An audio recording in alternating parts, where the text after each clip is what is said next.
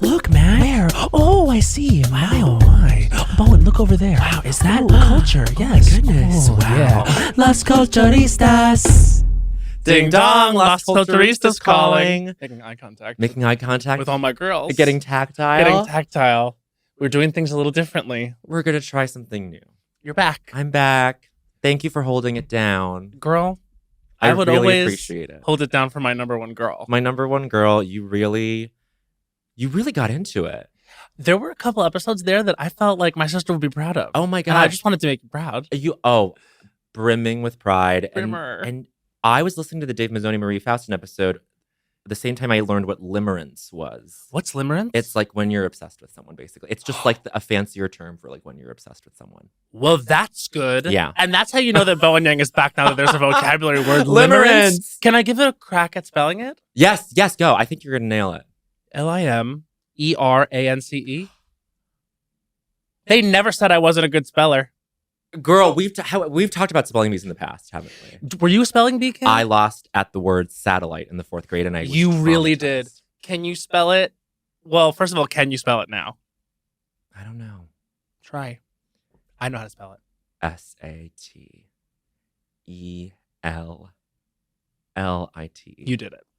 I think I added an extra T in there. What? I think I did SATTE. Oh, I remember it like it was yesterday. It is a core motherfucking memory. When you lose the spelling bee and they say to you, I'm sorry. The word never leaves you. No. I'm sorry, that is incorrect. I'm The use of the word incorrect as a weapon. and it usually is a weapon. I'm happy they could have seen me do that. We're picking up on so much stuff. By the way, my Colorado King over there wearing a Colorado shirt. Where are you from? I love him.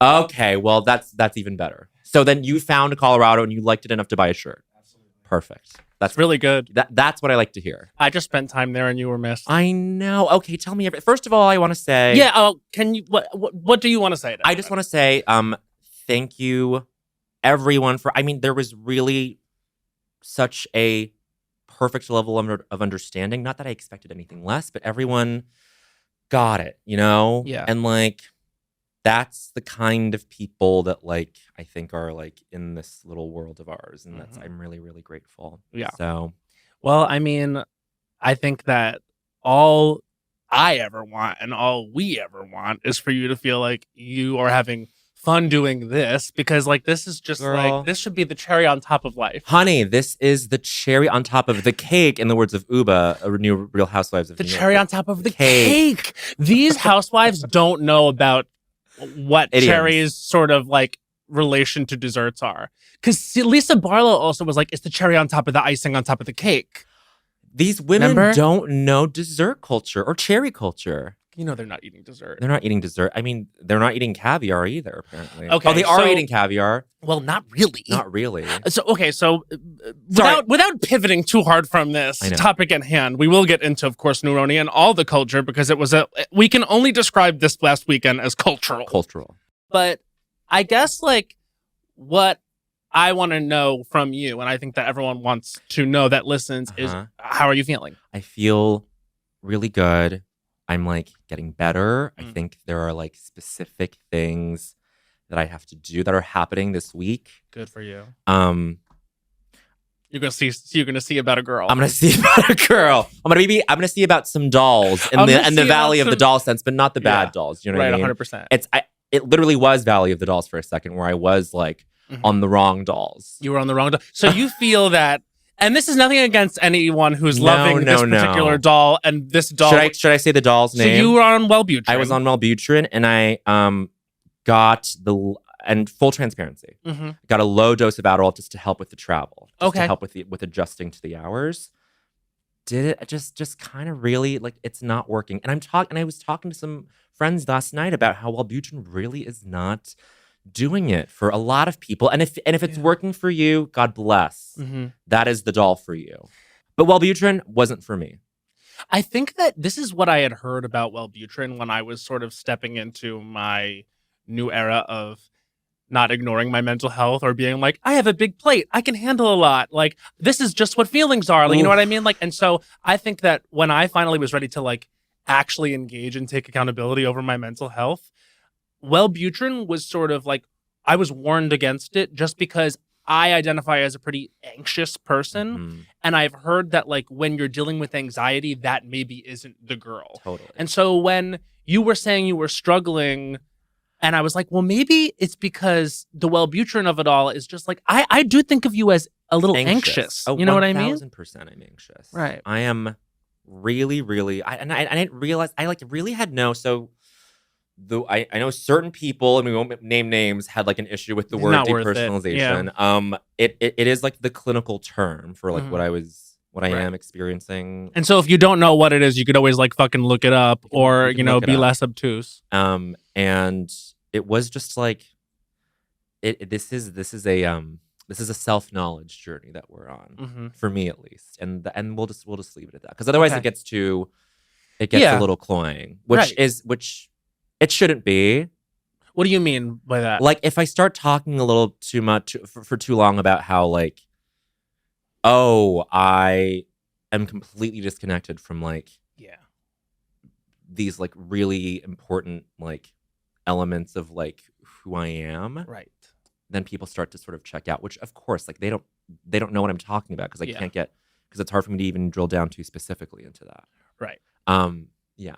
I understand. And I Yeah. think that like what I'm so happy about, I know everyone will be so happy to hear, is that you are taking accountability of it, taking initiative. And I think because once that happened, I can only speak for myself, I was genuinely a million times happier. And I will also say I went up on my dose, Mhm. just to be totally transparent. Mhm. And this has been, it's been an incredibly difficult 3 weeks for me as well. Like that's totally separate outside Yeah, of like yeah. anything that you were going through. Like I had a very close friend. We have a very close friend who suffered A huge a loss. huge personal loss, and it has been very difficult. And so I've sort of been grieving that in my own way as well.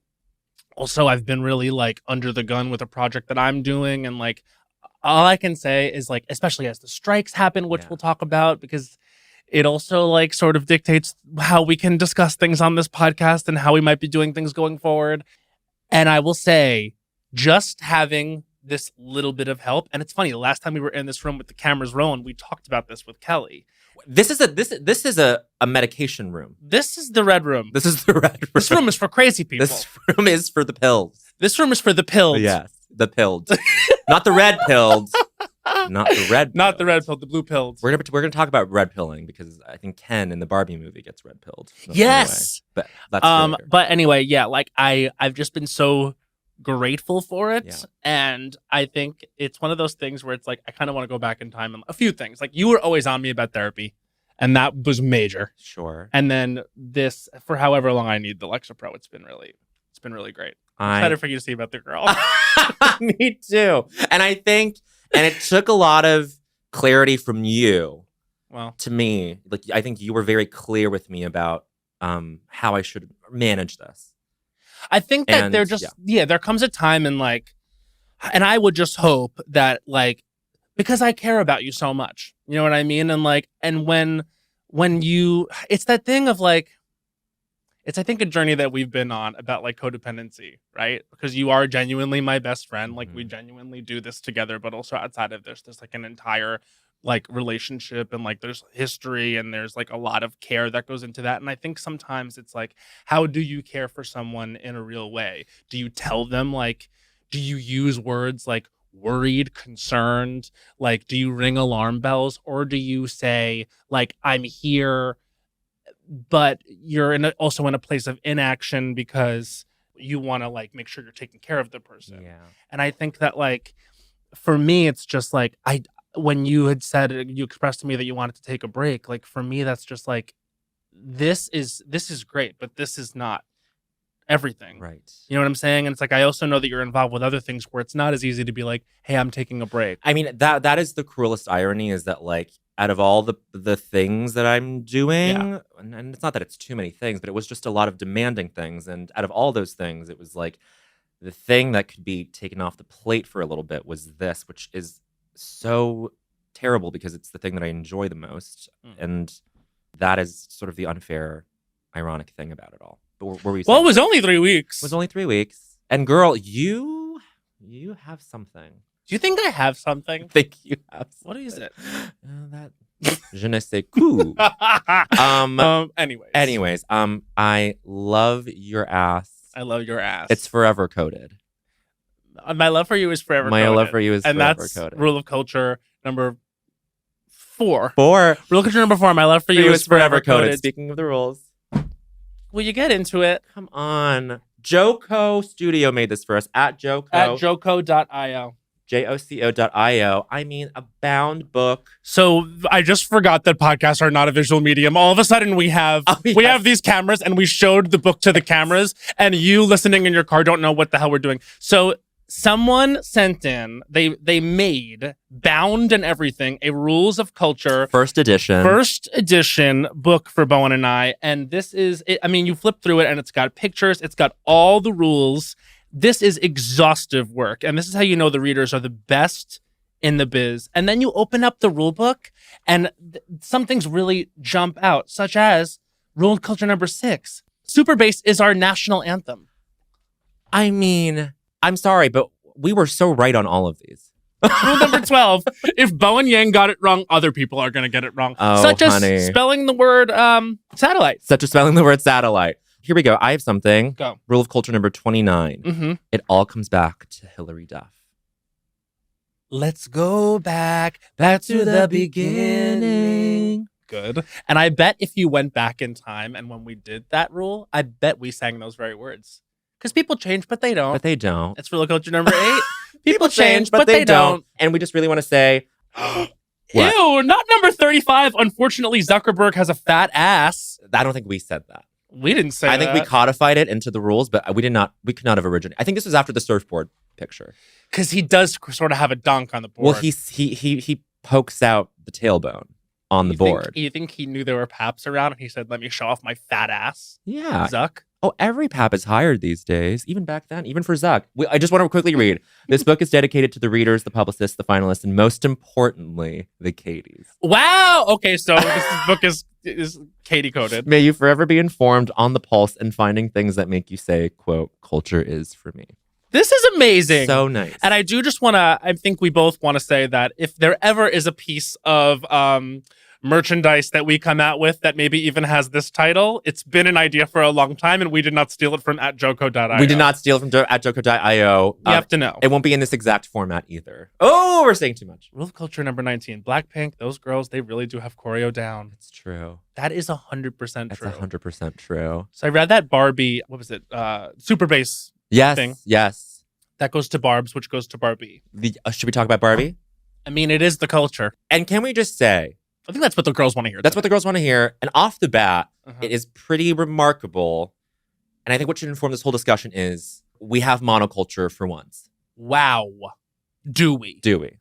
I mean, we were talking out there, me and the girls that are behind the cameras, we were all excitedly talking. Yes. About Barbenheimer. Yes. So full disclosure, we are going tonight to see Oppenheimer. So we haven't seen it. But Barbie we saw. And I think that my initial reaction to it, because everyone saw it was one of those things where it's like people are dressed, people are going. Yeah. I was so excited. My excitement was at a 10. And then I walked out of it and I was just like, my reaction, and even me, who's like a maximalist and loves this shit, my reaction was that was a lot. Mm-hmm. And I didn't really know how I felt. I knew I had laughed and sort of enjoyed every minute, but as a movie, I didn't know how I felt. A few days have gone by. I think it's one of my favorite movies. I love that. Yeah. I love it. Yeah. Okay, so what's like congealed in those few days? You know who I have to give credit to? Joel Kim. Yeah. Because I went to a party with a bunch of sort of queers with differing opinions. Yeah, sort of. Because it's really like, I know like the fever pitch feels very positive, but people do have opinions about this movie. And isn't that beautiful? It's beauty. It's beauty. I was saying, I was sort of like erring on the side of like, I don't know if it worked. And then Joel Kim was like, it's play logic. It's not about world building necessarily No. because there is no world building when a kid picks up Barbie. Yeah. Yes, and you would express that to me, and that clicked for me as well. Yes. I agree with that, and I Mm-hmm. celebrate that. Mm-hmm. And I am of the mind that it's genius to prioritize that. Yeah. and sort of like forsake like traditional film logic, Mm-hmm. or at least like, like world building logic like Yeah. that.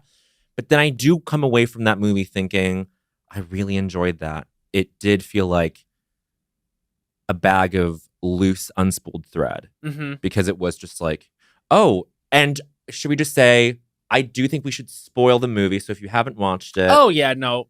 I'm fast forward maybe like 10, 15 minutes. It's the Wednesday after monoculture. It's the Wednesday after monoculture, So- but we'll just say that. Yeah. So by the end of the movie, I go, wait, why did she want to become human?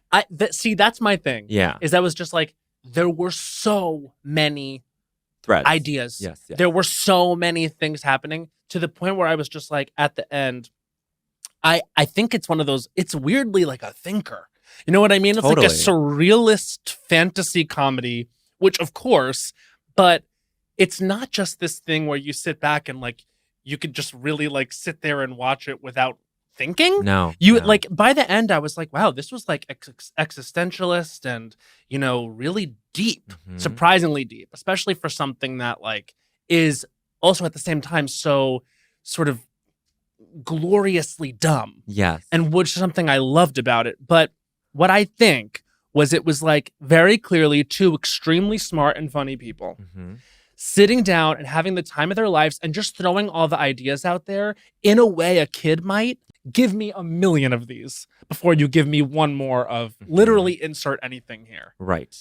Did we talk about this the other day where I would have loved some Barbie looking person in the real world to go up to her and be like, "Oh my God, Yes. like you're my hero." You are my icon. Like that complicates it even more. I think there's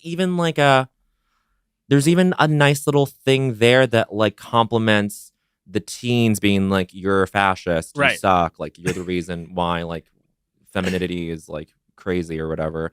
Like I would have loved for like on the other side of that Mhm. coin for somebody to be like, like you made me who I am, and then like Barbie sees her be like a terrible person. Yeah, maybe? like an absolute like privileged bitch. Yes. Yeah. There was this weird thing that happened where it's like they show the Barbie world and it actually is very diverse and inclusive and it's a party and it's a matriarchy and you know Mhm. what I mean? And then when Barbie goes to the real world, they're like, fuck you, fuck off. And there is this thing that like Barbie goes through where she's just like, it almost is like a reckoning with privilege right there. She's like, what do you mean I'm well-intentioned? I come from this. Yeah. And then she's confronted in the real world and it's like, no, what you represent is this. And actually it's this label, this. And so you actually see the Barbie character go through something in a really short period of time in a funny way, which I think a lot of white women go through, which is just like, or white people go through, which is just like, you have to understand like in an atmosphere and in like a culture where we're constantly branded and sold and everything and it's catered to a certain person. Like just watching her deal with all of that, despite what she stands for actually in reality, I thought that was an interesting way to go about the Barbie thing. Yes. Because it's like there have been, I guess, quote unquote diverse Barbies and dolls for quite a while, but I still think you think Barbie and one of the top items of discussion is, for example, Sudi, like she was not allowed to have that or engage with that at all as a child because her mother was like, this is fascism, literally. I mean, and like, so it's a really interesting, I think, way to like personalize that for the character, for her to be personally attacked for what she represents and called a fascist. Yeah. But the intent of her and the brand in general, especially because this is produced by Mattel, Yeah. is sort of like, no, that's not what we meant. But yet they are responsible for it. Right. Totally. I think Margot, producer, had the impossible task of like making it not a commercial, not like hagiography, not like Mattel, we love you. Yeah. And like I can't believe they got the Ruth Handler jokes in about how like I got dinged for tax evasion stuff, but that's a different movie. Yeah. I'm like, oh, you're gonna let the Handler estate is gonna let that slide? They went for it. Yeah. And you have to imagine this, like, because I feel like Greta and Noah probably got a lot of leeway because they are so acclaimed and because they are so successful and there is like a trust level in them. But you have to imagine this movie was fucking noted. Oh, You know what I mean? course. Like within an inch. So the fact that we arrived where we arrived, Mhm. and that it did as well as it did, and that it gets an A cinema score Yeah. and a 90% on Rotten Tomatoes, this is like, It's a huge deal. you know, not to make an obvious joke, but it is like a pink unicorn in that, like, this is one of those things. And of course, it's one of the world's most famous toys, Mhm. but it's not a sequel or a franchise or et cetera. Right. Oh, it is a franchise. But, It's, you know. the IP is something that they did the right thing by like completely starting from scratch in Right. a way. Because they Yes. could have been like, oh, it's not Barbie, it's Skipper, it's Midge, it's Mhm. Christy. It's like all the girls are there, but they're not all named Barbie. Right. And all the men are not named Ken. They could have done that and it really would have been a different movie. Yeah. They get away with all of these gender assessments based on the joke that you just sub in male, female for Ken, Barbie. Right. Exactly. Well, you know what's so funny is that all of the higher ups at Mattel Uh-huh. are men. Yeah. Like is that that- really true? That's really, and I think they even like say that in the movie. It's like, no, like This is it. this is it. And like that, like they slipped that in. And like, I think the people at Mattel are like, yeah, sure. And then it makes you go, is it a good thing or a bad thing that like other companies that end up making movies will like allow themselves to be like Mhm. lightly roasted in this way? Well, I mean, I guess then it comes down to like, cool, yeah, take the light roasting, look cool because you allowed yourself to be roasted, but Exactly. also like, are you going to do anything about it? Like, I Right. guess that would be the thing to check in on in 6 months, where it's just like, Totally.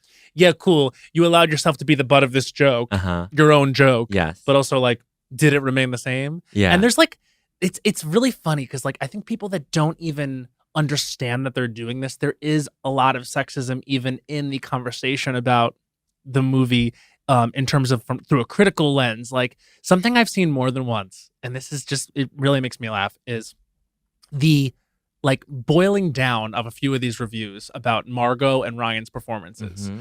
are, Margot really proves she has what it takes to be a movie star. And I'm like, and they're like, and Ryan should be nominated for an Oscar, and he did it again. Right, And he's right. one of the most underutilized clowns in the business. It's like, this man has been doing this for a while, like, and also like to shift all the focus to him and say Margot Robbie finally has proven what it takes to be a movie star. I'm like, she's been a movie star now for over 10 years. Her Yeah. first film was, at least in terms of like what everyone saw, was opposite Leonardo DiCaprio Uh-huh. in a performance that made her a movie star immediately. And it's just like, you see her being praised, sure, but not a lot of conversation about her being as involved as she was for as long. Producer. Not enough conversation, I think, about just how difficult it is to just hold the center of this movie. Like, it is crazy. And like carry this entire press tour that has no TV options. Right. And like be the mediator between Mattel and Greta. Because Mhm. that is her job as a producer on this. Yeah. And literally like look at people's schedules and be like, can we make it work with this person? No, Yes. they're out. You know, like literally like it comes down to that. Yeah. And I mean, like, this is the nuts and the bolts. And I'm thinking, like, you know, I just think she's way, way, way smarter and more important than people are actually realizing. Like, I think, like, in terms of like why this movie is so big and why it's so successful, it's like she's a top 3 reason. Oh yeah. You know what I mean? And like, I always say, you know, I know that there's like, well, some of the craziest people in America are online saying that America Ferrera deserves an Oscar nomination for her performance. I'm like, America was great, but guys, I don't know. She was great. She was great. Yeah. But it's like Oscar nomination. And that's why when people just throw that out there, I'm like, I- you guys are so They don't nuts. know. They don't know. And Yeah. so like, because she has that one monologue, which by the way, she delivers. she killed it. She kills. She landed the plane. Yes. I think for people that have been having this conversation for a long time, that monologue is going to feel very 2018. And I'm talking about her monologue where she talks about how difficult it is to be a woman. And what I think we have to remember is it sort of is, when you're dealing with monoculture like this, it's like that James Cameron thing, right? Where we were Yes, talking about yes. how it's like, with Kiki. yes, Yeah. it has to be for everyone. Everyone. And maybe not everyone has had this conversation. And so when you're putting out a movie that's as big and important and, you know, potentially influential as the Barbie movie, as we've proven to see just how huge it is, like, it's okay for that monologue to feel like something you've heard before Totally. and performed really well. Is it Oscar worthy? I don't know. The reason I got there though was because, as you know, my rubric of the Oscars is, could anyone else have done it? Could anyone else have done Barbie like that and shepherded that to the huge amount of success that it was, and trusted with the director and had such a singular entwined vision like they did? I don't know. I guess what I'm saying is Margot Robbie, FYC. FYC. This just makes me excited I pitched you a movie for when we're like in our 40s and 50s for some huge... When they're finally ready for us when to they're be ready movie for stars. I shared it with some people last night and they were like, that's really good. I mean, it is good. I was like, that's me. I like, Matt and I are going to do that. One thing about us, we have big plans. I will say, I'm inspired by the color in this room. It's red. It's for Coca-Cola. We have an idea. We have an idea for a Coca-Cola movie. What is bigger than Barbie? Coke. Literally, everyone loves it. Everyone loves it. Everyone knows it. It's worldwide. Yep. Like Candy Burris. And it's to two worldwide things, Candy Burris and Coke. That's Real Culture number 6. It's to two worldwide things, Candy Burris and Coke. Coca-Cola, not the other one. Listen.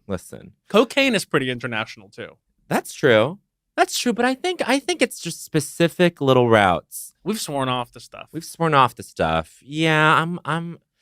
Well, gosh, you have a raised eyebrows. You have a raised eyebrow at drugs now, and so do I. For a little bit, who knows how long? But I am kind of like, wait a minute, this is too much.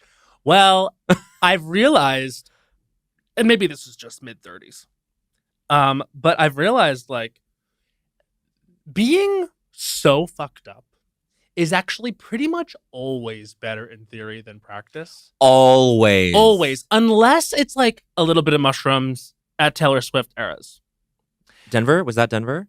It was both. Oh, great. You know what I mean? Just a little nibble.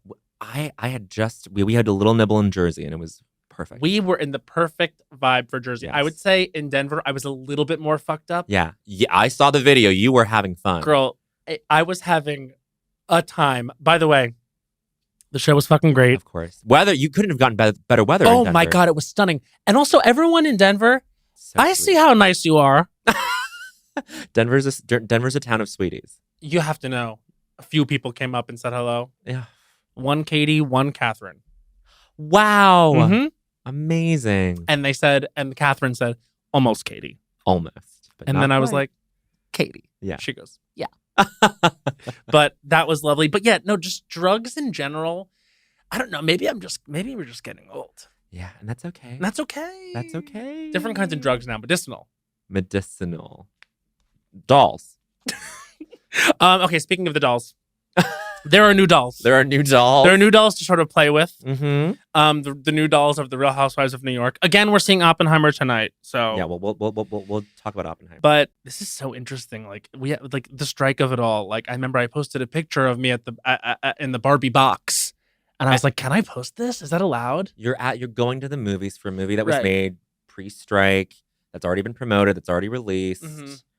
Like, it's fine. There's a degree of anxiety, though, in what I'm calling Fran's Queen era. Yes. Yes, we're on strike, but really this is Fran Drescher's Queen era. So she's come out and said no one from SAG can promote any of their projects. You can't promote anything. Like, and then actually my agent called, which was when I knew it was serious. And she was like, you can't even be like, congrats to my friend on doing this. I know. So, for example, like, we were going to have a couple people on the podcast to promote certain things. And now I think we have to either hold on that or just like change the way we talk about it for now, because those are the new rules. But I think like, I think we can have, let's say, well, I won't say names, but we can have people on and just be like, let's just hang. Yeah. I mean, that's ultimately it's kind of freeing though, right? It is kind of freeing. But you do kind of want to ask like, what was it like on the set of theater camp? You know what though?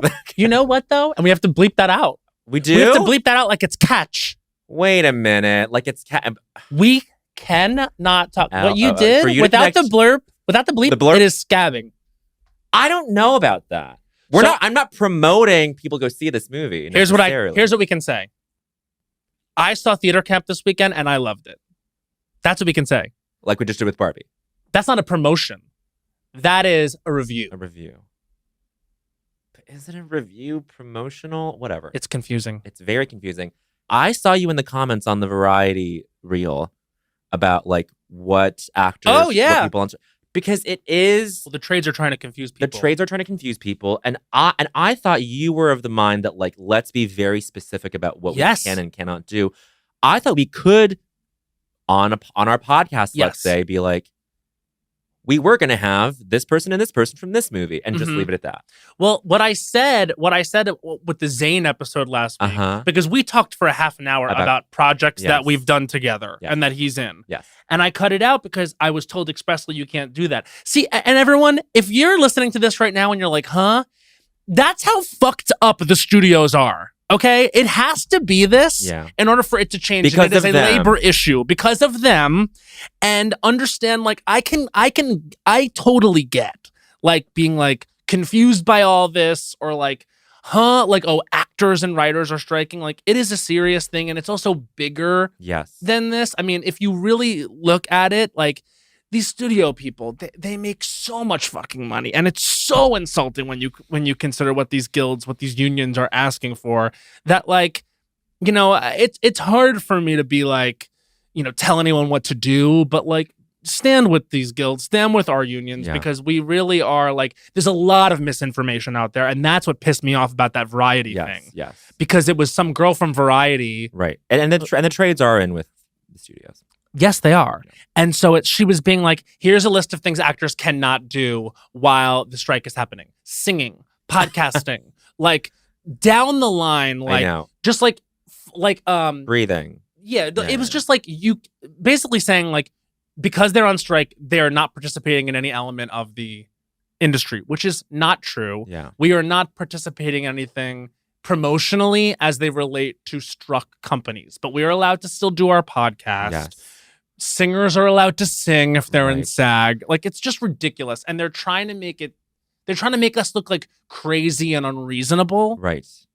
It's And there are a lot of nuanced things about this that even we don't quite understand. Right. Such as, and I think this is gonna like play out in the next couple weeks as we get closer to some festivals.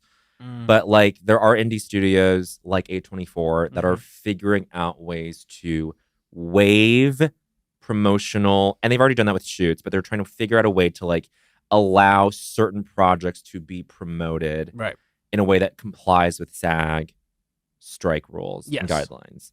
And that is a good thing because it does show people, and especially people within the unions, that like, let's like promote how like the indie arm of this industry can thrive and flourish and be healthy. Right. And it's not like a full austerity thing of like nothing can stay, nothing can work. Yeah. And also it shows that there are people out there with the money who make these calls like that are willing to collaborate and they are willing to bend and they are willing to be fair. But unfortunately that isn't anyone in our sort of new culture where it feels like 5 people run the industry, which has been a problem and continues to be a problem. Unfortunately, you'd be shocked to hear those are the people that are being very rigid. And people keep asking, like, how long do you think the strike is going to go? How long do you think the strike is going to go? And I've just started being like, I don't fucking know. January? It's giving lockdown. It's giving early COVID. Like, we literally don't know. Yeah.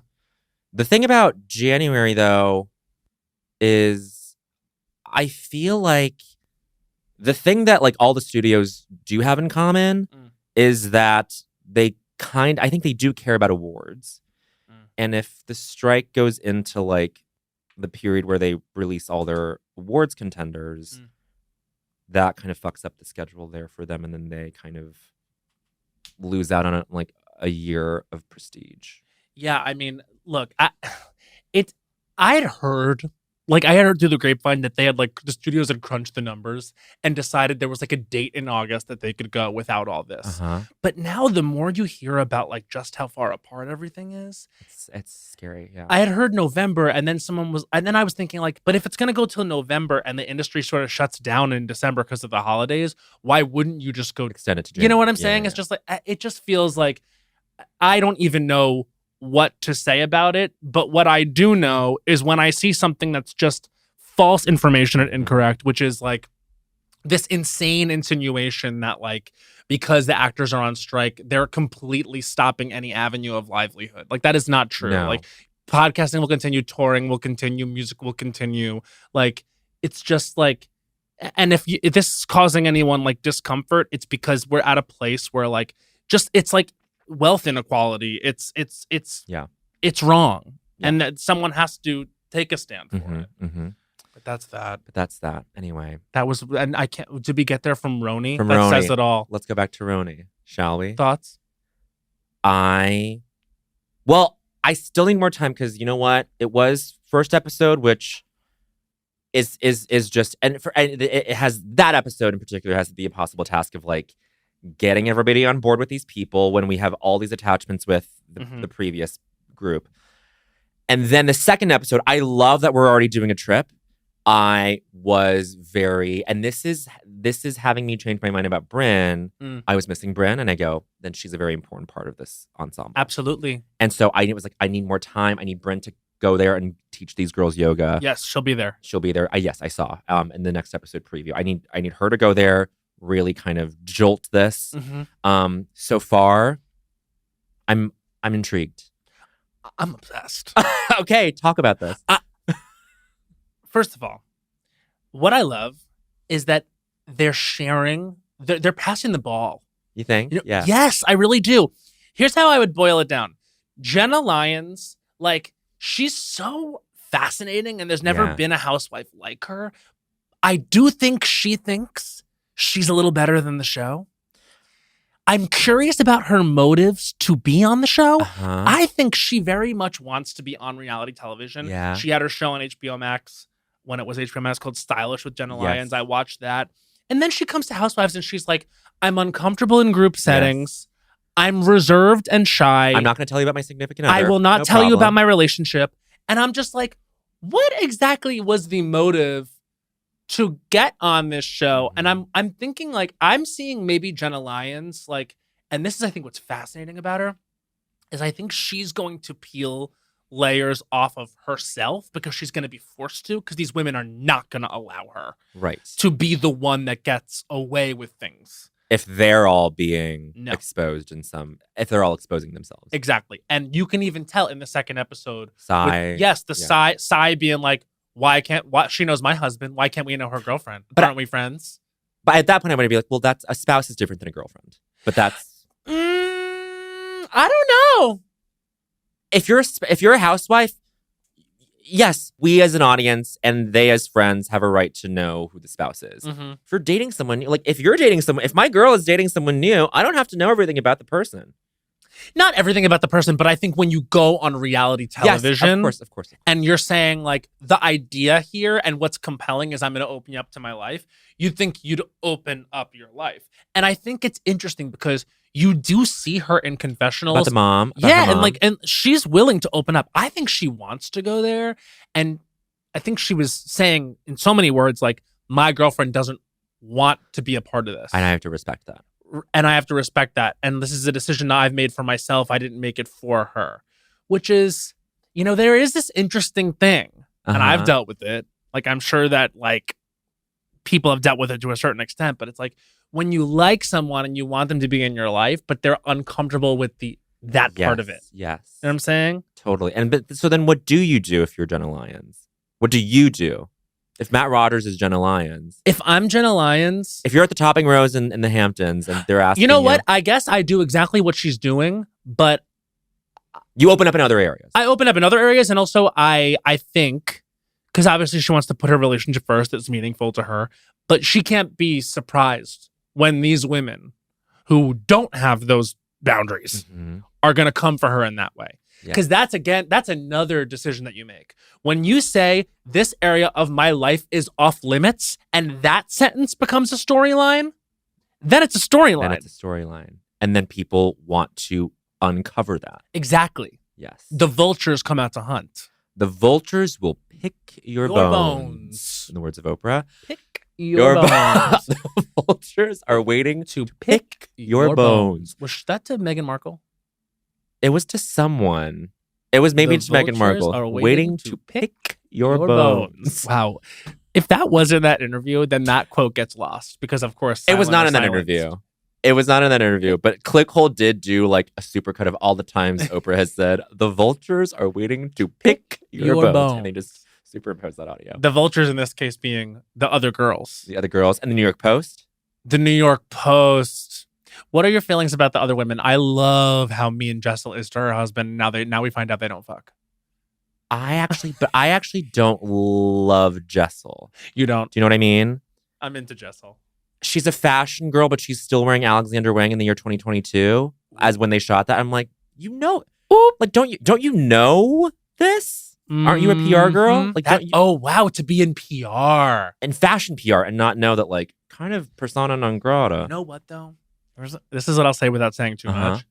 Fashion people are very sensitive and they're very defensive about the cancel culture. Of course. Like I've talked to a few people. Because there's like, I'll just Dolce & Gabbana.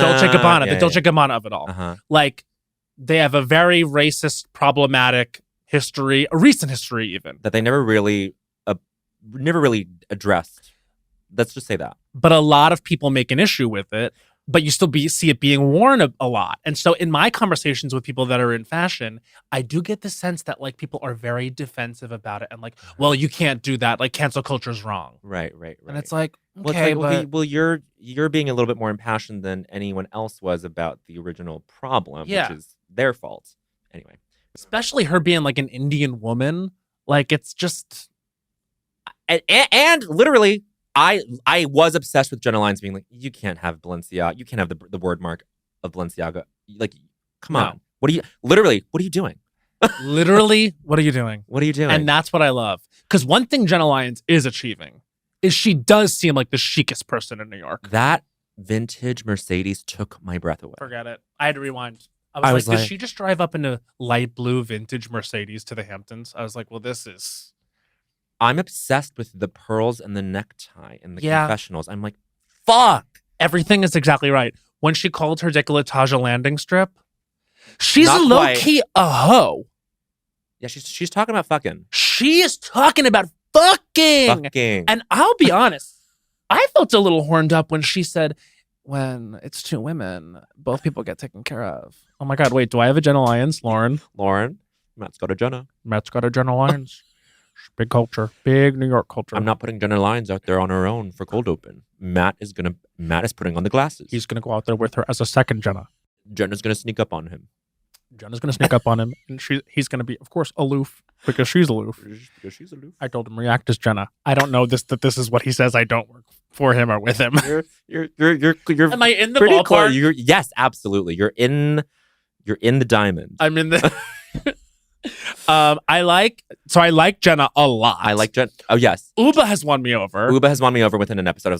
First I was like, I don't know about this. But now I'm like, love it. I'm into Uba. Love how far away is your house from Provisions? So funny. I don't. You know what? I didn't expect to turn on her this quickly. I kind of don't care for Psy.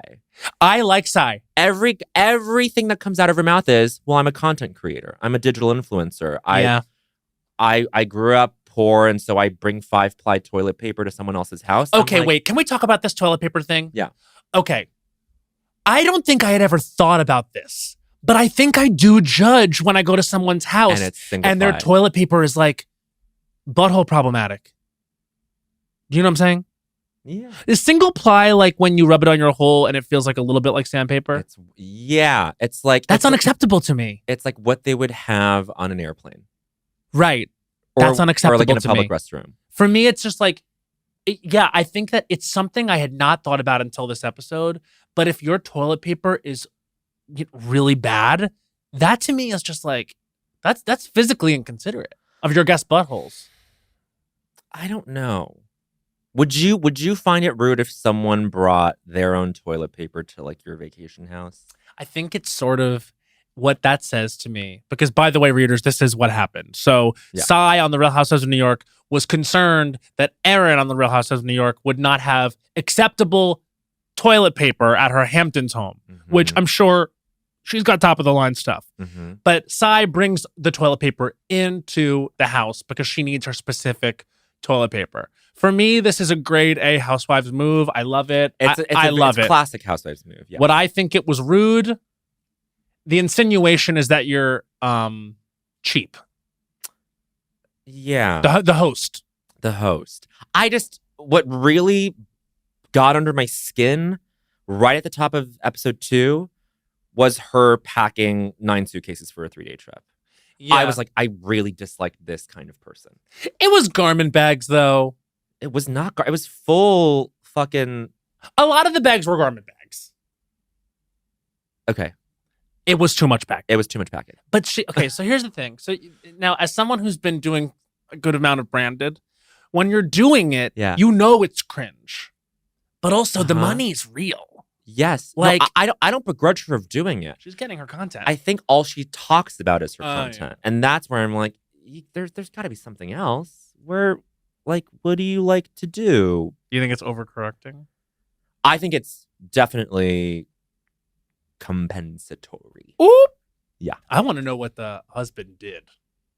Oh. Because he's retired. You think there's a Jen Josh situation? No, I don't think that at all. Okay. I just want to know because they live in the most gorgeous brownstone. Yes. They do live in a gorgeous Oh my God. Well, all these women have amazing homes. Yes. We haven't seen Bryn's house though. We have not seen Bryn's house. You're right. I get the feeling she's the most modest. Yeah. Down home. Yeah. I will say her tagline has really grown on me. What is it? Oh, I'll date your dad. I love to laugh, but make me mad, and I'll date your dad. I love the fact that I love to laugh, but make me mad, and I'll date your dad. Like, don't connect. Live in the same, live in the same sentence, and then that to me makes it perfect. And the way she bites her lip when they edited it into the thing, it made me really, it's good. Gravitate to her, of course. I do think that Jessel has a tagline that's a little too good for her. Which is, I bring the flavor. I always bring the flavor. It's not my fault. You don't have any taste. Really good. She her lingerie that she got from Jenna, that was disgusting. It was bad lingerie. It was terrible. But if I didn't bring lingerie to like a lingerie themed thing, I'm not. It's like a beggar. It's not a beggars can't be choosers. It's like I'm not gonna. If you gave me shitty lingerie, I'm not gonna be like, Matt, this looks stupid. I would say this. After a whole day of so basically they have this whole day of conversation about how she's like she's self-conscious about her body because of her C-section scar. Yeah. She's not fucking her husband. It's been a topic. It's a nerve. Yeah. And then you get a piece of lingerie when all these women, some of whom are literally models. Yeah. You're someone who's obviously very image conscious because you're in fashion. You're also on the Real Housewives of New York on the 2nd episode. You get lingerie given to you by Jenna Lyons that's a size or two too big. Right. And it's I mean, Jenna knows that's not cute. Sure.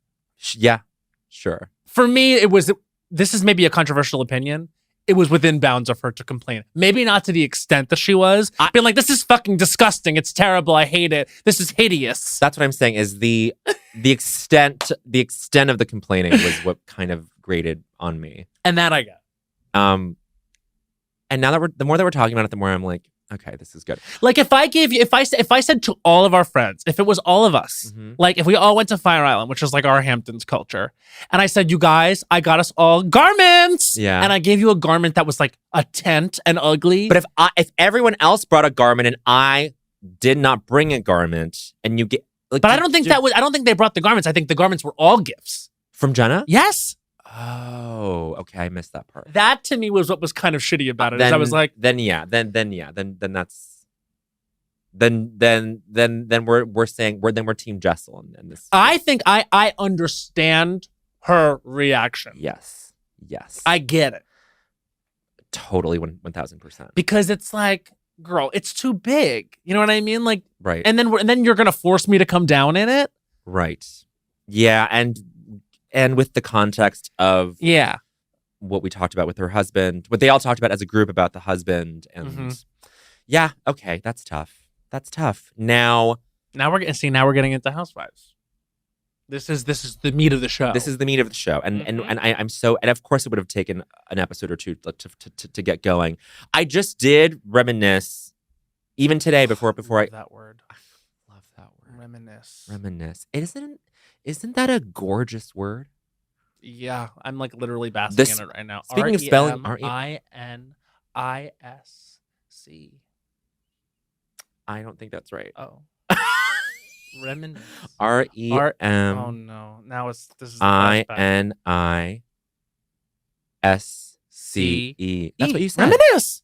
I'm so sorry. I didn't mean to No, because I think that it still could be wrong. reminisce. No, it's reminisce. That was good. Yeah. Thank you, Becca. Producer Becca, who by the way is in the merch, can you just get? Can we just make sure that?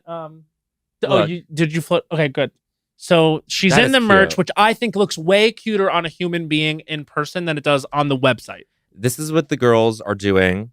Is the merch drops are accompanied by a little cute photo shoot in a park. We should have been on that. It's okay. That's for next time. We know. For next time we know. Next time we know. But the merch is really cute. The merch is really cute. Okay. Yeah, it's really good.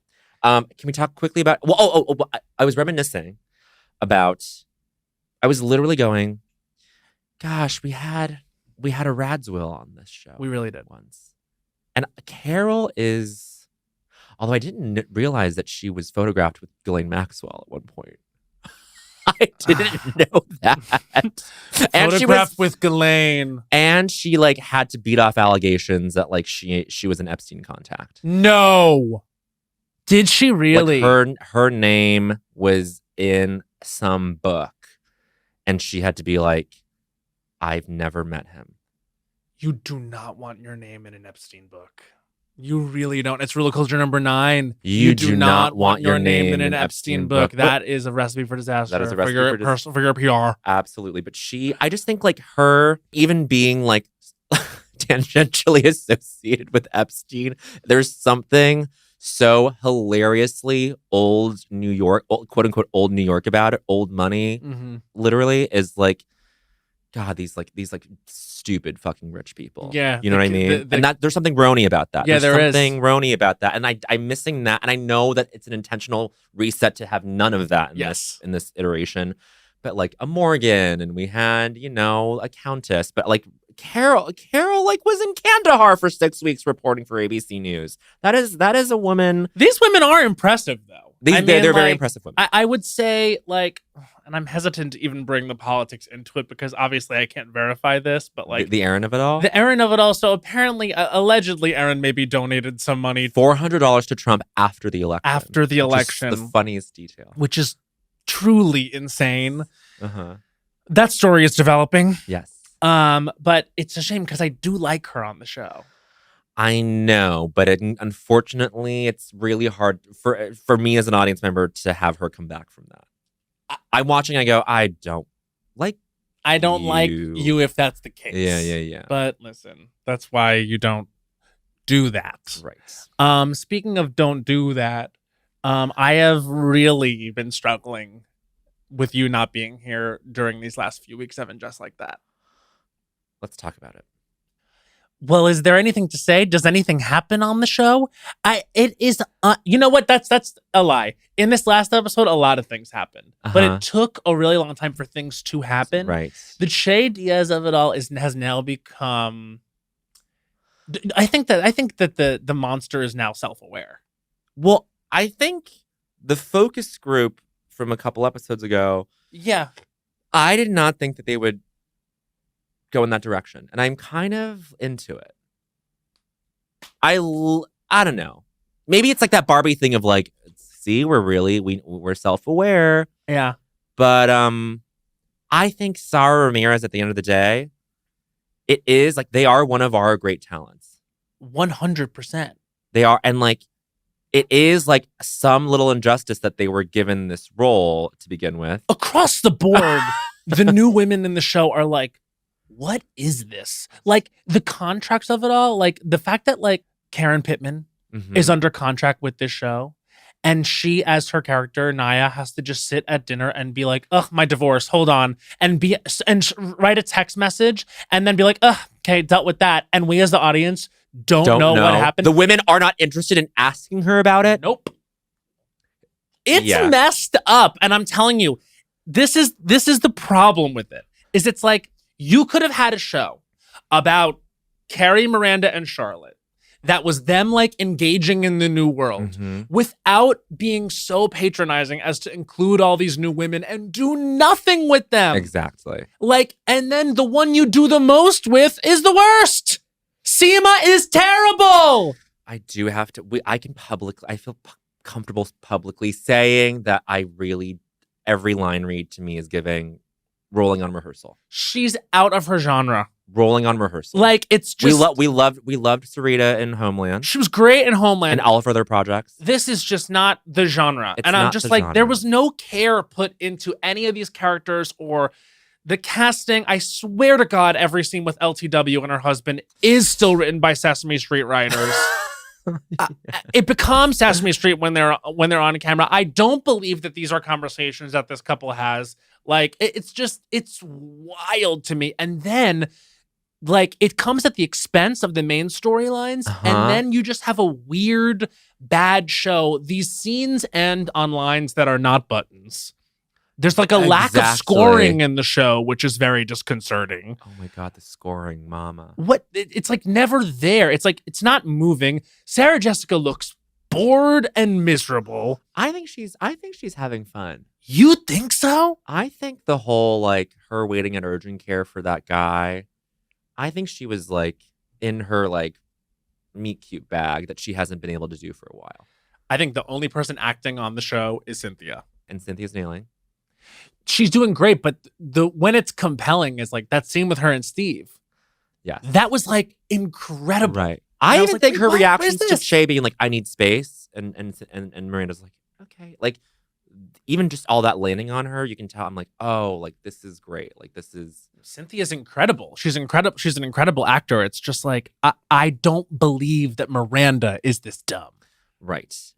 And just to go back to the LTW stuff, like, there is nothing to track because out of nowhere, the husband is running for comptroller. Right. Because she said so. Because she said so at a dinner, at like an anniversary dinner, like, as a way of like changing the power dynamic with the mother-in-law. I'm like, right. What is happening? Yeah, they've lost that thread. And now it's like, it's like they hint that there may be going to be conflict in their storyline because they both have an event, like a big event, because their whole thing is that they're busy. They're busy, and yet whatever. And yet this woman is as an award-winning documentarian who uses iMovie. Check the damn interface on the MacBook. I mean, she's editing her documentaries on a MacBook, not Pro, on iMovie. Do people do that? Not award-winning documentarians. You're certainly right. But I love that they were like, oh, there's potentially going to be conflict here. And then her husband literally shows up for her.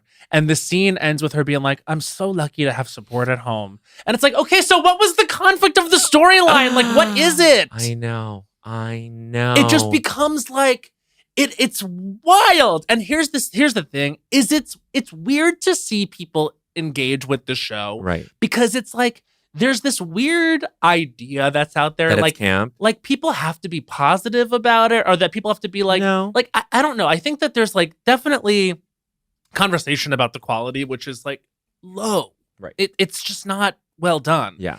But there's this thing of like, but we still love these women and we love watching these women, and I'd rather have this than anything else. It's like, you guys, this is what's sort of broken about all of yes. it. You know what I mean? It's like, we have to retreat this so much because like we can't actually get compelling new stories for women like this. And like, you can't coast on nostalgia alone. And I think like that's the thing, is it's like we're really starting to pay for it. I mean, you see even the box office receipts for these well-trod commercial big properties, like big IP, like Mission Impossible, which I saw.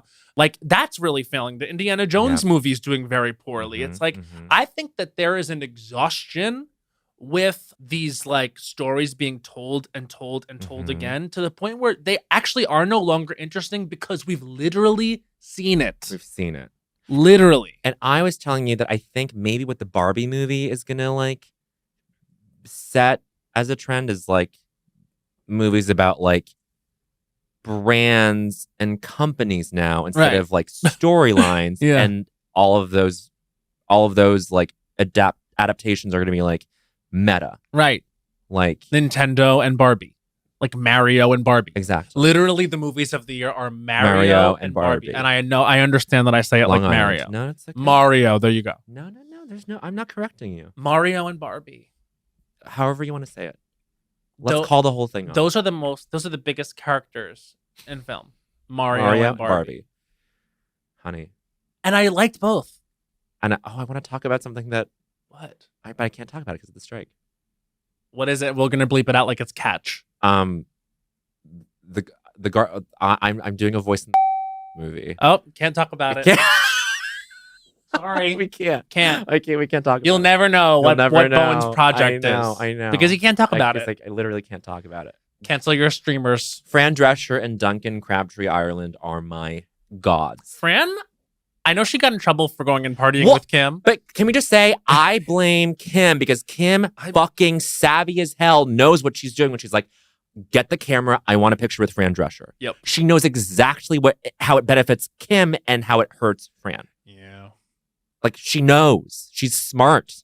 She's one of the smartest. She's one of the smartest. She is. Do you think that she'll be good In in American Horror Horror Story? Can we talk about it? Neither of us are in it, as far as I know. Sure, unless that's one of your projects. It's not. Are you in it? I didn't even get an audition for the American Horror Story. Kim Kardashian, Emma Roberts, Cara Delevingne. I think you're closer to American Horror Story than I am. You think so? Absolutely, definitely. You've got the Ryan Murphy. You think I've got the Ryan Murphy look? You've got the Ryan Murphy look, and that I only mean that as a compliment. I only take it My as handsome king, my handsome girl. Listen, you know what I was watching? What? This is a really good documentary. The Rock Hudson documentary. I need to. Oh yeah, all that heaven allows. All That Heaven Allows. Yeah. Or something like that. Which is like a Rock Hudson movie, but then like they named it. Yeah, it was really good. It was actually fascinating, and I don't know, traditional handsomeness got me there, but I was just like watching it, and I was like, what a fucked time. I know. Like and I guess like, you know, it's still all fucked, but it's just so weird that like these secret lives that had to be lived, and like I just always like a chill runs up my spine when I see like gay men partying like in the Pines, like in the 80s, like and around that time. It just like, man, oh man, like it's so hard to wrap your head around. I know that reality, that nightmare. But anyway, not to quickly descend into no devastation, but that was really a tough watch. You get the sense that like, you know, it's sort of nightmarish. It would have been impossible. Oh yeah, for us, it would have absolutely been impossible for me. Yeah, for you, for so many people we know. I just think about like, anyway, not this is. I literally just looked down at my paper and it said Rush by Troye Sivan. And I'm like, at least we have queer joy. And it's not, you know what I mean? Like, I was just like, I don't know. I just love my friends so much. And I love my community so much. And it's just sad. It's just very sad. And that was top of mind because I had watched the Rock Hudson documentary. And if you want to marinate in that, you can go watch that. But I'm not going to drag the readers down with the ship here. I want to talk about another documentary, and it's not that I've seen it, but I want to see it. But it's on a studio platform. Oh damn it! So I feel like I should. Well, we can't talk about it. Talk about it. Rush by Troye Sivan can be talked about. Let's talk about it. What a great song! I fucking loved it. I love it. I still love it. Did it make you want to pop the poppers? Absolutely. I also haven't had sex in like. I know. Are we in our little Volcel era? I haven't had sex in 2 months. Does that sound right? Yeah, I guess so. Yeah. I think You're it's Jessel up in here. I'm like Jessel. I'm like a gay Jessel. You're gay Jessel. 2 months is 2 years for gay. You wearing Alexander Wang? Ugh. Never me. Never you. Brush by Troye Sivan. I mean, can I confess? What? I still haven't seen the music video. You haven't? I know. Oh man, I've seen the clips and I'm like, oh, ooh. I mean, there's some choreo. Yes. Oh, I do love the choreo. Troy be whipping out some unknown talents, acting, dance, I was gonna say choreo, modeling. The single cover is like one of the most gorgeous photos, and he's got his images down. I love that this man has chosen a lane, which is I'm gonna write songs about the moments right before something goes in there. Mm-hmm. 1, 2, 3, take all of me. My favorite Troye Sivan lyric. You want to know? What? Should be the last night ever. should be the last night we're apart. Mm. Got my name on this treasure. On this treasure. I love it. My favorite Troye Sivan lyric is, "You made it easy, easy. Please don't leave me, leave me." You and Troy. No, I'm saying you. Can we talk about why you've been hanging out? No. Okay. Well, That's my strike. That's your strike. I want to say, in the broadest terms, and please cut me off. Okay. To all the Regis Katie's Publicist finalists, Matt is doing some very fun things. There will be a new era. There will be a new era. Can we speak quickly? That's where we're gonna leave that. Okay. We can say that much. Honestly, maybe by the time this is out, something will. No, I don't know. What was I gonna say? Okay. But one thing I want to say about Twitter becoming X. Yes. I saw that Twitter became X, and I laughed Yes. my ass Off. because I just thought this is the stupidest thing in the world that Twitter becomes X. And I wanted to clear something up. When I saw that Twitter was becoming X, I thought, okay, this is really over. I thought this is really going down. So I decided to sort of tweet like the world was ending. You know what I'm saying? And that's what this tweet was? So basically, here's what happened. And I want to clear something up because I got a lot of concerned messages. So I used to have a Twitter, and the way that I would tweet is sort of like the way I speak on this podcast. Very like the plane takes off. I don't know if it's going to land. Whenever I start a sentence, I just hope to land the plane. You know what I mean? Yes. I don't know my words, but I do know my heart. It's sort of essential tenet of my personality. That's my Housewives tagline. I don't know my words, but I do know my heart. So I decided to just start tweeting, like run-on sentences crazy. And I said something. It's giving James Joyce. Yeah, I was just like crazy tweeting, like trying to make jokes. And then people were like, "What's going on? This is cringe. What's wrong? Is something going on? Is something wrong?" I think because of the content. Yeah. I honestly even forget what I said, but I was like, okay, so you can't actually just have fun on this platform and like do whatever, because it doesn't. You can no longer communicate on that app.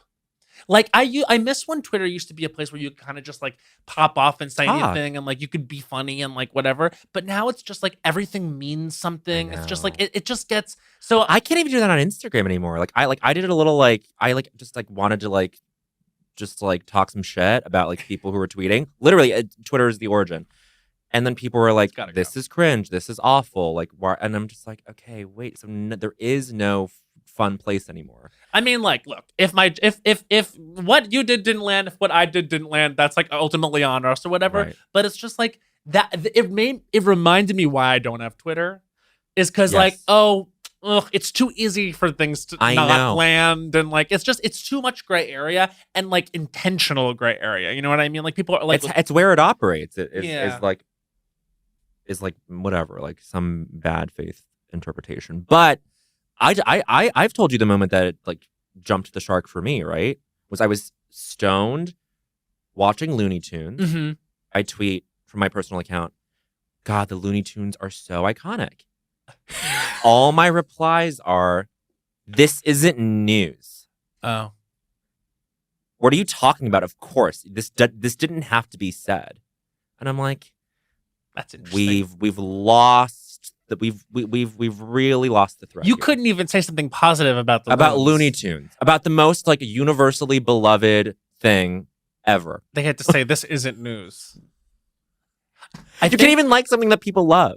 I think what I said on Twitter was I deleted it because it was just getting too much. Yeah. I said something like, God, it was like people were like, he's going off about his ex. I'm like, I'm literally not. No. Oh, you know what it was? I was talking to my friend about how he's in a relationship, but he can still be on his hoe shit on Instagram. Yeah. And so I tweeted, "I love when I see people in relationships still on their whore shit." Yeah.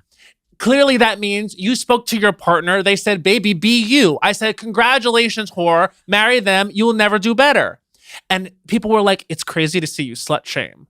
I was like, what are you talking about? I was like, I think everyone should be a whore. I literally, one of my number one mission statements is slutdom for everyone. I literally was congratulating people on having communication open, that they felt they could be a whore on Instagram. Yeah. And then I thought I was on fire. And so I was like, oh, I'm going to tweet again. And I said something like, I was like, we have to stop trying to change each other in relationships. You DM'd me because you thought he's cute and I'm smarter than him. And so now I'm not going to start reading. Right. Because I'm an actress. Whoa, better than revenge. Better than revenge belt. And people were like, why are you doing this? It's like, you can't be too detailed. I was like, I thought it was funny. Right. But it's like, you can't be too like, you can't like put too much detail on it. You can't be too vague. Like our own girls were like, I know. I think there's it's a weird collective time right now. Yeah. Venus is in retrograde. You understand? And it's Leo season, which got me really excited. Did you see Chani did her post for Leo? I loved her Chani. It got me really hype. Leo season could be fun. She said all caps, unfollow. I said, I know that's right. I know. Brooke Ashley at the RHONY premiere. I said, I know that's right. I've been saying that to you a lot lately. IKTR. IKTR. Favorite radio station. Now, before we move on to I Don't Think So, Honey, and close out the episode, really quickly, I want to say the only culture I've been consuming besides Barbie and Oppenheimer later tonight is couples therapy. Oh my God. Obsessed. You're middle of the season. I'm in the mid. What do you think so far? Sean and Erica? Well, he is a villain. I would agree. Erica, I think we need to move on. There's a kid. Yeah, but that's not a reason to stay. I know it's not a reason to stay. There's a kid, and she has had a life. That's certainly true. I get it. Whenever someone is in a bad relationship and I see it, it's like, and especially now, like with the years accumulating, like it's always just like, God, I understand more and more why people don't act. I do get it, but it's also so clear when they need to. I know. And you wish you had that for yourself. But you can never tell for yourself. No. You need an Orna. Matters of the heart. Orna is amazing. One of the most impressive people I've ever seen. Yeah. I would extend the invite for her to come on this podcast, but I'd be scared. Why? Because she would be like, now, where did you go? Where did you go? No, where are you, man? And why did you, when he said that, you flinched? No. Can I just say what's happening here? Her inflection on her questions, just that light accent, the light sort of like, tell me. No, I mean, I think it's interesting. Matt's got an Orna. New season. She is, my favorite thing is when she goes, is when like, it's like the first time she meets the couples and she goes, so, tell me. It's so chic. And can I say, this is not me being shady. You should be Orna on Weekend Update. Not to talk about the industry. No. We're not plugging. We're not scabbing. The way she dresses is both not quite right and yet the chicest. And you can tell her kids have done like, weird little micro braids on her, and you're like, you let that happen because you're a good mother. Yeah. And you're chic enough that you can just like pull it off and wear like a blazer and walk out the door and be like, I'm a psychoanalyst. Yeah. Only a psychoanalyst could really get away with it. I mean, where does she live? Fort Greene? Something. Yeah, it's giving like Central Brooklyn. I love the Central Brooklyn aesthetic. It's that vibe. I think, what's crazy is it's like, you have to imagine like these people that go on that show, like they know it's a television show, right. So they come in with that baggage. And I feel like in this season, it's the first time that I'm ever seeing people be like, look at their partner and be like, okay, well, I'm going to say this thing on television. Right. But I think the camera's not being visible at all at any point. Mind trick. And yes, either the person is hyper aware for that reason that the cameras are there, like through like the two-way mirror or the one-way mirror, whatever it is, or they just completely forget. But what Orna says in all this press that she's done for the shows in the last few years, because I like was Googling her, is she's like, I thought the cameras would be an obstacle, but no, the work is the work. And I'm like, work. She's incredible. She's amazing. She is one of the most Googleable people too. I think her Wikipedia could be longer. Absolutely. And I never think that about anybody. I never, ever think that about anyone. I'll be honest. Sometimes I go to someone's Wikipedia and I think to myself, like, Say less. I didn't need all this. I need all this. Get me to personal life quicker. Honey, on my own. On my own. Edit. Oh my God. Are you kidding me? I'm going, y'all are still quoting that Maureen Dowd piece? No. that was not it. Okay. Mine says my SAT and ACT scores. I said that's not okay. That's not okay. That's a violation. That's HIPAA. You know what? That's a HIPAA violation. That's a HIPAA violation. That actually might be. No, it might be. Well, let's. We're gonna look into it. I think I must have said that on the podcast in I'm sure 2019, like when I was like, and then like now it's just like they're just out there, and they're right. Those are my scores. But no one needs to know. No, Willie Geist is gonna be like in a couple of years, be like, so I read that you got a 31 on your ACT. I did get a 31. Did you just guess that? I just guessed. That's a good score. I thought it was pretty fucking good. Great score. But then people are like what? Though all of a sudden you realize that like randos in your life have these really high SAT and ACT scores. Right. But it means, am I outing you by saying you got a perfect score on the ACT? No, you're not outing me. You're not outing. That's pretty fucking good, bitch. I was a good test taker, and I was not even book smart. Definitely not street smart. Were you doping? I was doping. You were doping. I was doping in the testing center. The proctor saw me dope, and they said, "We'll let you get away with it." I'm gonna read a random rule of culture. Okay. Okay. Wow, we have so many repeat numbers. Oh my God! Look, rule of culture number 72. Bowen and Matt are Oprah and Winfrey. Whatever that means. Whatever that means. The vultures. Now it's time. Okay, so I'm just looking at my list of cultural topics, and I'm seeing if I can source one of them for our segment. Hunter Biden. I do think so, honey. Hunter Biden. You are obsessed with Hunter Biden in a good way. I would like to play him in a biopic. Yes. I know. Oscar winner. I think Hunter Biden is my Oscar. It's the best casting since Margot Robbie played Barbie. I would absolutely slay as Hunter Biden. I'm speechless. I'm not. I'm ready to read the script. Are you going to have them draw the bags under your eyes? Or are you going to... I honestly don't need them drawn in. Look. That's not what I'm saying. I'm saying, or are you going to like really like pull? Like, I will do what I need to do to be method as Hunter Biden. If it means I need to do whatever I need to do. I'm just saying, I've rarely felt as connected to a piece as I feel about the Hunter Biden biopic that's not yet written. I don't know who's going to write it. Maybe it's you. Who majored in dramatic writing? My friend. Okay, Hunter Biden. I do think so, honey, that. We spoke about the strike. We spoke about Bowen's absence. We spoke about Barbie. I mentioned Mission Impossible. I mentioned Theater Camp. Mm-hmm. We're seeing Oppenheimer tonight. Yes. It pains me to do this, but I don't think so, honey. But I think I'm going to... No. You want me to go first? Switch it up or no? By the way, we're on indictment watch. Indictment watch. We're on indictment watch. We're going to get him this time. We are going to get him this time. I'm telling you right now. I think we have a handful of more indictment watches. Okay, I think I can do mine. Okay. This is I Don't Think So, Honey. This is our segment where we take 1 minute to rail against something in culture. I'm sorry about this. Matt is apologizing ahead of his I Don't Think So, Honey. I'm so interested to see what this is. This pains me.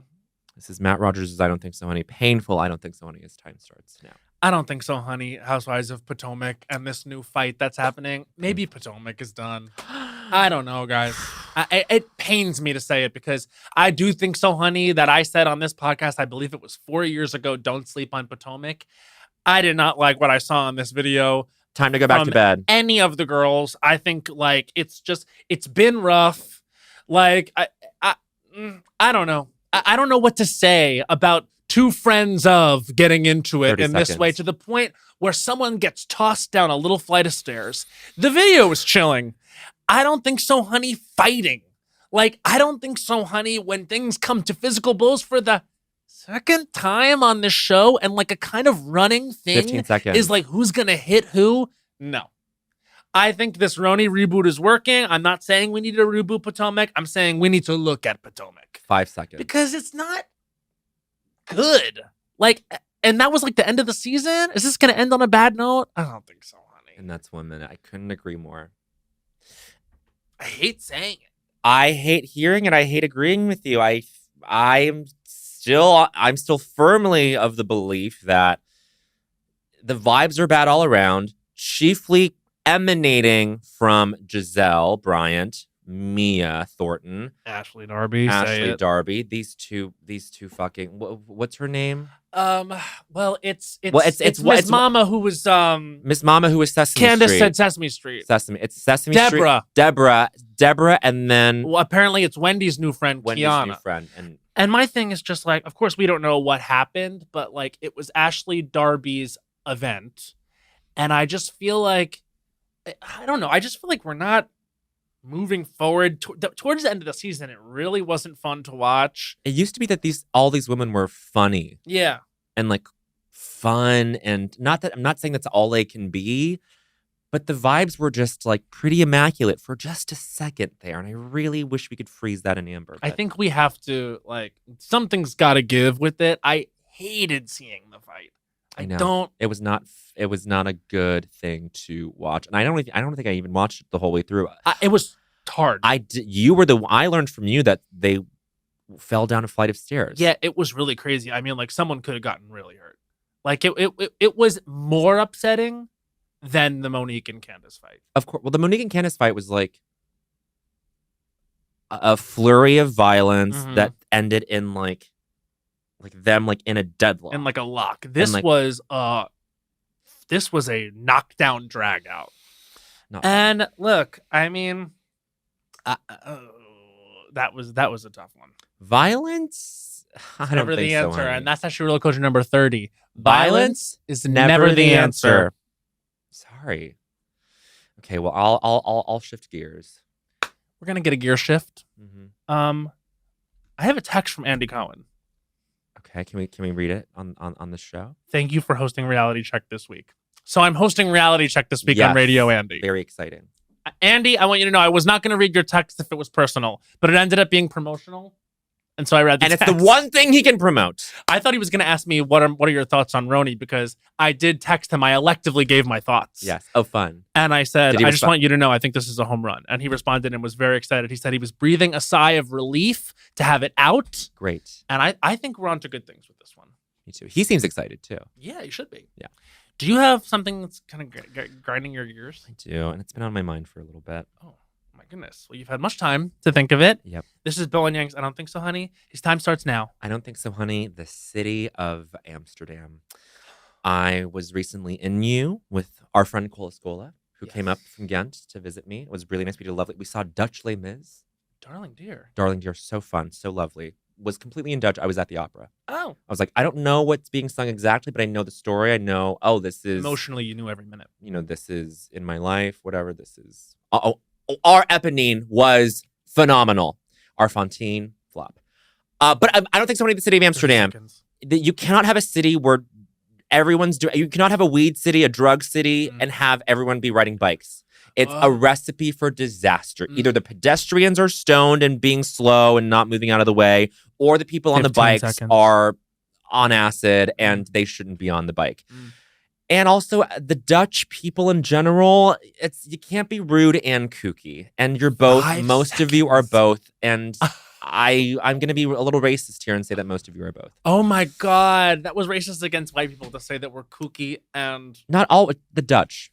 Here's the thing. When weed becomes a part of a culture, I think functionality also goes way up on marijuana. I've never figured it out. I'm never functional on weed. But you were functional when you were like waiting tables. That's because the place where I was high waiting tables was one of the easiest places to work in America. I worked at this restaurant in the financial district, and it was literally, my shifts were like, I would literally work from 7 p.m. to 4 a.m. That sounds awful. On Monday nights. And because we pooled tips, it was like, do whatever. Everyone had made the money earlier. And so because I was there logging the hours, I made the money. So I could go in there at like 7 p.m. at the end of a dinner rush on Monday and like stay till 4 because the kitchen was open till 4 for whatever reason. I was on the floor. I wasn't even behind the bar. And I would make a lot of money. So I could be so fucking high. On Monday. At 4 a.m. That was my shift. Monday, 7 p.m. to 4 a.m.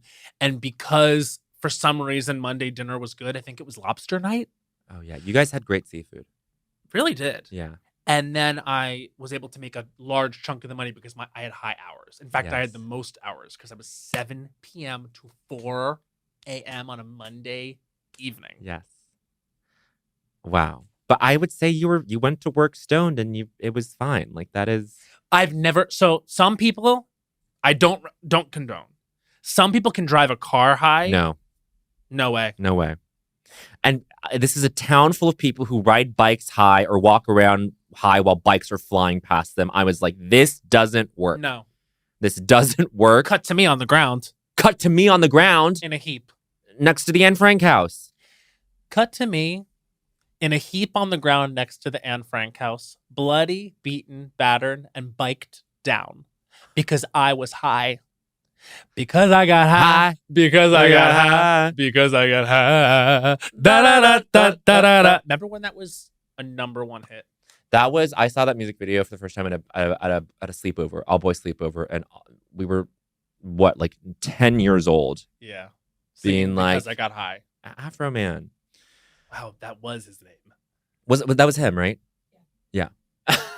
We were like, Becca came in hard with that. Was that your jam? You know, middle school's stoner vibes. First time. Were you a middle stoner? school stoner? Yeah. Becca. Like 8th grade. That's cool. 8th grade stoner. Okay, so you were, we can say now, the baddest bitch. I would hope so. Yes, we know so. We know so. You sort of do give that vibe. Yeah. Cute. You give off the vibe of I'm grown now. I don't have to like compensate for I always anything. like to chill, not do something, you know? Well, you can't. That's the thing is it's like talking about like high functionality. I can't smoke and do a damn thing. No more. Now I know it makes me like anxious socially. Yeah. Like, Yeah. especially like when you're already at something and it's going well and then you smoke and you're like, oh no. Didn't have to do that. The one and only time it was ever good was when we were at the Boom Boom Room. You remember when? Yes, from that one person's joint. From that one person's joint. Oh my God. I have not heard from that person. I haven't heard from that person either. I hope he's doing okay. hope so. Okay. Anyway. Anyways. Okay, let me look at my other topics. Yes. Do we miss anything? Eras in Denver and Just Like That Is Terrible. Emmy nominations? We can't talk about it. We can't talk about it. Can't talk about it. We can't talk about it. Let's see. Vampire by Olivia Rodrigo. Love it. Bloodsucker, fame fucker. I just, God, the suck your teeth into me. Ah! It's giving Queen.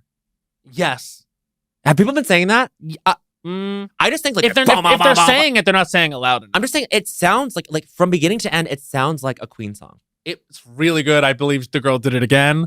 Also, I want to say about Barbie, that Billie Eilish song, that might Gorgeous. win her another Oscar. Gorgeous song. That is really good, and it plays really well in the movie. Yeah. Billie is. Billy's good. Billie, come on the pod. Billy, come on the pod.